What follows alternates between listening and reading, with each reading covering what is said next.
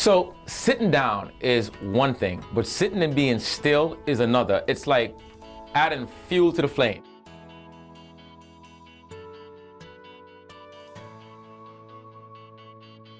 You have to learn how to move. And what I tell a lot of my clients is to learn how to fidget.